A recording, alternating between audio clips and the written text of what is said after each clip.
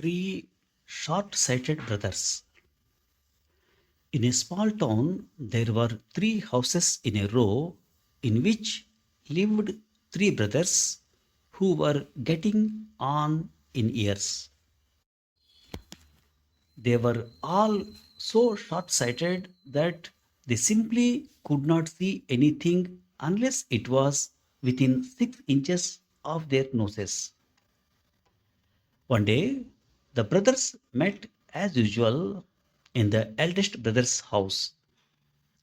The eldest brother, after a lot of idle gossip, turned to his brothers and said, "My sight has improved considerably. I can even see the hind legs of a mosquito when it rests on the wall. Brother, do not boast," chortled the second brother. "Only last week you fell over a fruit seller's basket." "Don't be stupid," shouted the eldest brother. "I am not talking about seeing in the daytime. It is at night that I can see even better than a cat." "Let us not argue," said the youngest brother. "Instead, we should find out which of us has the best eyesight." "I have an idea," continued the youngest brother. "Tomorrow morning, they are laying the foundation stone for the new rest house. So let us see who can read what is engraved on the foundation stone from distance of 200 yards. Then whoever's sight is the worst will have to give a feast to the others." All the brothers agreed to the contest and then they departed. The eldest brother, having boasted so much about his eyesight, wanted to win the contest. But how? After a great deal of thought, he hit upon a simple plan. He knew the contractor who was building the rest house, and he would ask him what was engraved on the foundation stone. So off we went to the contractor's office and soon found out that the wording on the foundation stone read, "The building is donated to the pilgrims by the grace of Lord Krishna." As the eldest brother was leaving, he passed his second brother in the same entrance, but neither of them recognized each other because of their bad eyesight. The second brother had also hit upon the same idea to win the contest, but he was not content with learning what was engraved on the stone.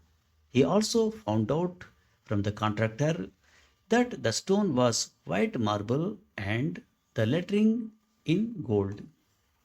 Now, the youngest brother had also schemed to seek the help of the contractor, and apart from what his brothers had learned, he also found out the donor's name. The three brothers were all very pleased with themselves and, in their excitement of winning the contest, could hardly sleep all night and lay anxiously awaiting for daybreak. After hurried breakfasts, the three brothers set off for the building site, and when they were more than half a mile away, the eldest brother stopped and exclaimed, "There is no need to go any further. I can read what is on the foundation stone from here. It says, 'This building is donated to the pilgrims by the grace of Lord Krishna.'" The younger brothers were dumbfounded and thought at first they had been defeated. But the second brother, plucking up courage, turned to the eldest brother and said, "What kind of stone is it, and what is the color of the lettering?" "Who bothers with such details?" retorted his eldest brother. "I do," replied his brother with a smug smile. The stone is white marble and the letters are in gold. Not so fast, chirped in the youngest brother. Tell me, what is the name of the donor engraved on the bottom of the stone? The two brothers were not able to answer his question. So the youngest brother shouted triumphantly, the name of the donor is Sri Govind. So victory seemed to go to the youngest brother, but the other two were not satisfied and an argument started.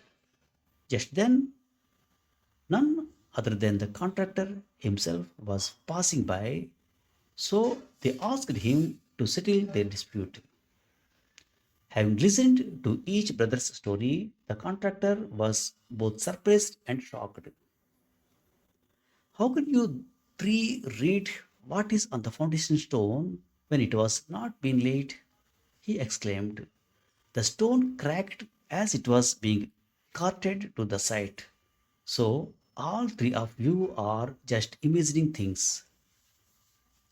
The three brothers realized that they had all been trying to hoodwink each other and that now they were growing old. None of them had good eyesight any longer. Thank you very much.